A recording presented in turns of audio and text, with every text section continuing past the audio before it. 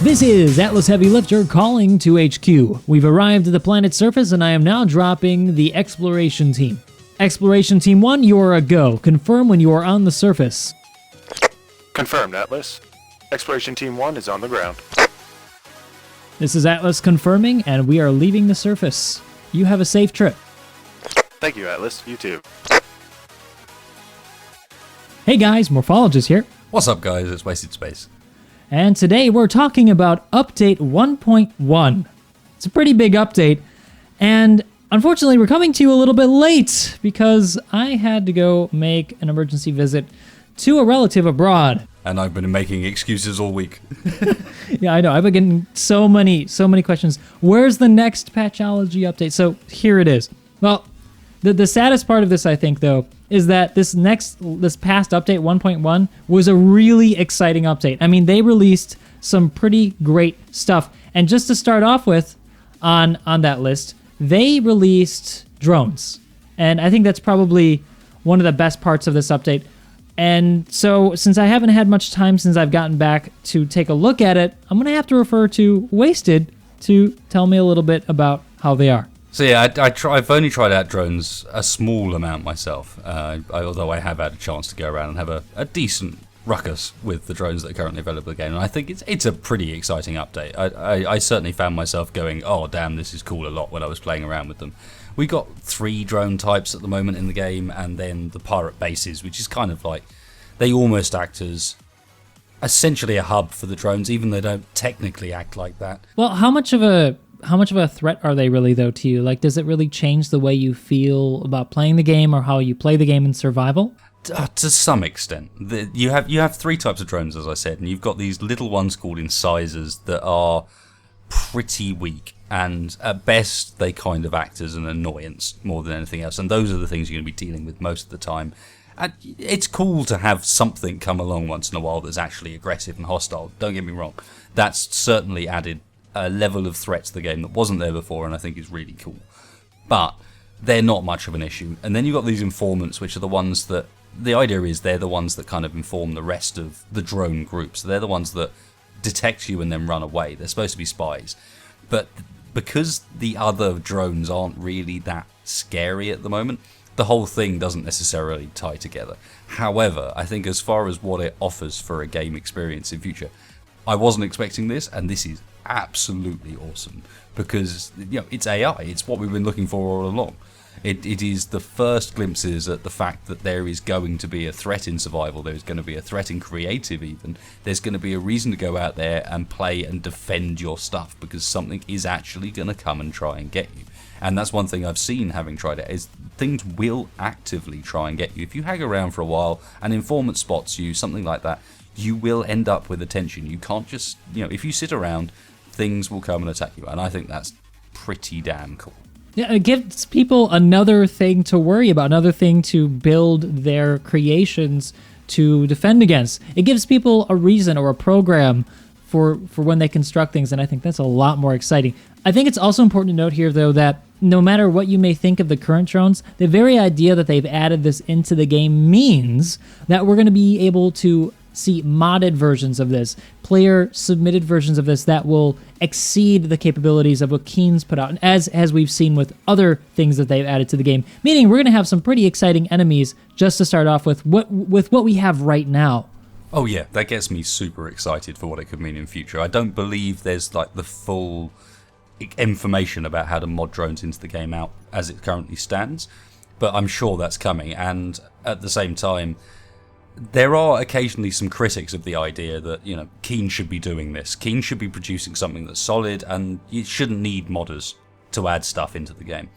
And I would say, especially in this case, no, modders are there to mean that if Keen produces one thing and you like it, there are 20 more things that are different that you can go and enjoy. And if that one thing you don't like, you've still got 20 more things, and maybe you like one of those. It's just, for us as players of the game, it's going to just offer that much more options for things to do. And especially with something like AI, the scope of what you could do with it is just damn cool. I'm super stoked about this one. It adds so much more contrast to the game, and trust me, it does make it better for playability over a longer period of time for veteran players. It also makes it much more appealing, I think, for newer players to try to get into the game, seeing what's actually being offered right now for you to run into. So another thing that came out with this patch, and another thing we gotta mention, is the sort of pretty detailed sneak peek on planets and what we can expect. We had some really cool screenshots in the video, and it was stuff that we have not seen before. Stuff that I've not seen before, and dramatically different. So I know this is one thing that you have seen while you were away, Morph. What did you think of those very cool planet screenshots? I have to say, I was just absolutely blown away. When I saw these screenshots, they had far exceeded my expectations for what a planet could look like. I mean, one of the first ones they posted, you may not have noticed it immediately, but there are clouds in the sky. In the source code version right now, we don't have clouds. We don't have any atmosphere effect. Now, I'm not saying it could just be a texture, but the fact that it's there just tells me that they're adding things to the game that are going to make it much more immersive. And the grass is much better. There's more trees, more models, more textures. Oh, it's so good. It looks so great.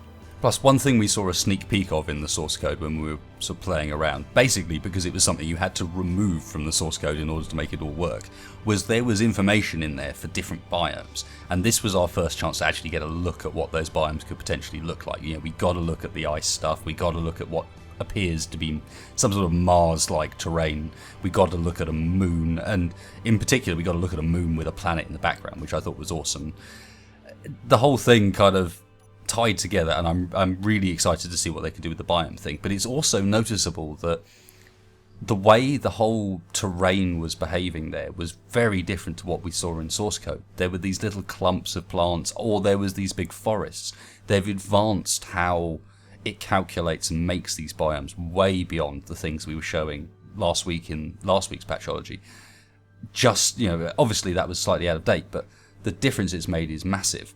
The only thing I will notice as a slightly negative is one of the screenshots had like this really noticeable LOD in the background, like the LOD, level of detail, which is where they scale down the level of detail on objects as it gets further away.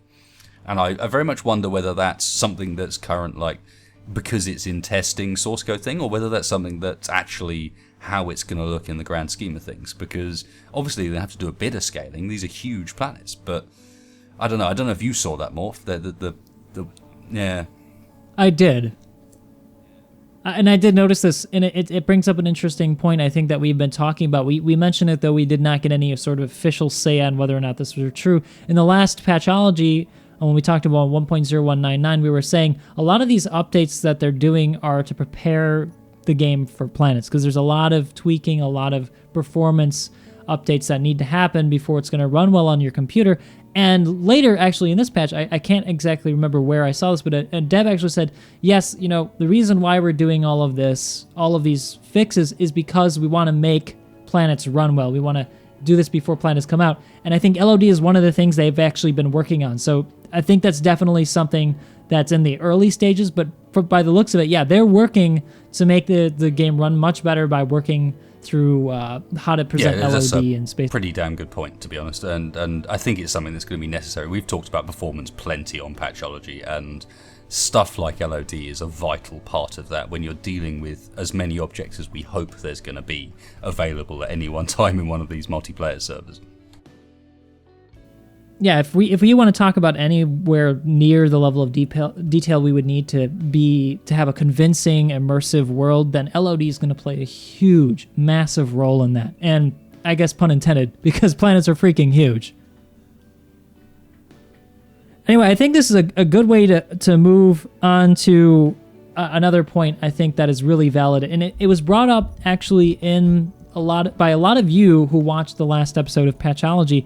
Some of you were questioning the usefulness of planets, and it's a valid point because right now we don't know much about what you can do on planets that you can't do in outer space. And Wasted, I think you have something on that. Yeah, it was an interesting scenario. Some of you guys may know I stream a couple of times a week, and what we stream is Space Engineers. But on the stream on Monday, randomly we ended up with a couple of the Space Engineers developers in the channel, for all intents and purposes, doing a on-the-spot Q&A. So we had couple of Thomases, the lead developer, and as far as I understand it, the business manager of Keen Software House in the channel, impromptu, asking us questions and also giving us, to some extent, little spoilers of stuff that might be incoming. And, oh, yes. Oh, yeah. And talking about reasons to land on planets is one of the questions that I specifically got asked, and they threw out to the stream, was why do we want to land on planets? What do we expect to find there, and what would we want to find there to make planets really cool for us? And I thought it was really interesting that these guys came asking a lot of questions of us as a community. And I think that's probably a bit indicative of how Keen have always operated. They're very community focused. But one of the things that was definitely something that they're thinking about at the moment is, what are our opinions on what's going to make planets really cool? What's going to make planets function as a thing for us? There were a lot of cool comments too on that. I just, just from the last episode, people said things like finding special artifacts, special materials, but I think there could be even more. And you probably heard a ton of suggestions. What more did the devs actually say on that aspect? Well, it was nice because it meant I have read through a lot of the comments on Patchology. Obviously, I've read both yours and mine. I like to keep track of the comments as best as I can. So it gave me an opportunity immediately to kind of field some of the things that you guys have been talking about. So one thing that came up a lot of the time was the idea of exploration. The idea that when you get down to the planets, you want to find something interesting there. So I was able to put forward that idea of, there should be some sort of city, perhaps, abandoned city, some sort of abandoned station, something of value down there that means that you really want to go down there. Maybe even some sort of customized, unique module, perhaps. Something along those ideas. And also, they were also interested in questioning and asking about what would we consider an alien environment, which I found really, really interesting, especially because that's an interesting question to start off with. What would we consider an alien environment? What would make a really good alien environment? But it's important to note here that that's a question that actually gives us an answer to a question we have not yet asked. Or I think we asked earlier is, are there going to be different biomes other than, say, Mars, a moon, or an Earth-like planet? But please go on. So yeah, a lot of what came from this, I get the impression that a lot of it was, I don't know how to phrase this properly, as you can probably tell, but a lot of what came from this was speculatory rather than pure information, if you know what I mean. But one thing that I think I can probably break as at least confirmed to some extent is I asked about aerodynamics. I was asked what my top 3 things I wanted for planets was concerned, and I mentioned water, knowing that it was probably impossible, and I mentioned Morph's mapping idea because I think that's really cool. And then I mentioned aerodynamics, like I've been banging on about. I want some reason why a box won't fly. And the response to that was essentially, we've got something that will surprise you incoming in that respect. So you can read into that what you want. I mean, there was a lot of this read into it what you want sort of responses. But I definitely got the idea that as far as that was concerned, some form of aerodynamics is essentially confirmed. We will get some idea of why a box won't fly in an atmosphere, and something that is more streamlined will. And that makes me so excited. Goddamn. Oh my god. You know when Wasted first told me that, I have to confess it was before we did this recording. I literally went back from my chair. I was like, "Oh my god, that's amazing." And I'm still excited just thinking about it, because that adds so much more to the game. They have to consider the shape of your ship, because before, let's just be honest, the first thing you built was a Borg cube. If you're in a Star Trek, that's just a big box, and that's pretty much all we you can just build a cube and it works just as great as anything else, and the only difference is it looks better. But now there's going to be a reason for you to make that aerodynamic looking ship. That sleek looking monster, yeah, instead of that first box you built with a thruster on all of the sides and, hey, it flies. I'm a genius. And also, I don't, this wasn't confirmed or denied either. When I hear about atmospheric aerodynamics, I also think about friction. I also think about entry friction, so a ship breaking up. Now, they didn't say that that's what's going to happen, but I'm really hoping that there's going to be some sort of simplistic sort of physics to that. It doesn't have to be overly complex, just enough to say, hey, a big ship entering atmosphere is going to have a big problem because it's going to start to burn up, which I think is cool. Yeah, now, of course, this was all very speculatory. Everything that was said was in a way that was kind of to try and hint and tease at stuff without giving too much away, which they did very, very well. But I certainly got the impression that the system we were going to get was, don't expect something like Kerbal Space Program, don't expect a big, complex aerodynamic system. But we were certainly going to get something that means that that sort of thing matters when you get down to a planet surface, and I think that's awesome. But there was one other thing that they mentioned that I was very, very intrigued about. One other question that I got a response to that I was very, very interested into. And that was a question about weapons. Oh yes, I'd nearly forgotten about that. Go on. Well, basically, I mean, both me and Morph have talked about this before, and the idea is, in vanilla Space Engineers, there is a limited availability of weapons. The weapons we have are relatively boring. And so, me being the sort of engineer that does tend to make stuff that is designed to fight, asked about what's the sort of future for weaponry in Space Engineers, what are your ideas, and you know, can we expect anything as far as the weaponry is concerned? And obviously, again, this was a kind of speculatory response. They were being very coy about what they said, but the response I got was, I would be very surprised and impressed by something they've got coming, and this was the best bit, it will give me more tactical options, was the phrase they used. Oh my, yes. See, there's a lot of exciting stuff. See, I was actually telling somebody the other day, they posted on Patchology, and I responded to them. I forget exactly what question, forgive me. They asked, but my response was, you know, I think it was on AI actually. They wanted to see AI creatures on planets or some form of AI. This was before the 1.1 update was released, and lo and behold, some sort of AI. I said to him, you know, Keen is actually really good about not overhyping their product. They don't talk about things and then they just release them, and this sort of says that. Now, they did reveal this to us, but it was sort of impromptu. It wasn't an official PR release that they did this, but man, we had no idea they were working on this stuff, and they are. They didn't even say anything about it. They're just doing it. It's pretty remarkable. Now, I think this is a good way to segue into something I think pretty exciting, actually. We have a lot more questions, and I'm sure you guys do too, and there are a lot of questions we didn't answer that you guys asked in the comment section of the last episode. So, we're actually going to have an opportunity to ask a few more questions in an upcoming interview. Tell me about that, Wasted. Yeah, we will be, the date is not yet confirmed, but we will be interviewing a reasonably prominent figure from Keenhoff Software House for Patchology in the near future, and what we really want is to hear what you guys would ask the developers if you were to get the chance. You know, if the developers would come and ask you, what do you think of Space Engineers? What do you want to improve? What do you want to do with this game? What would you say?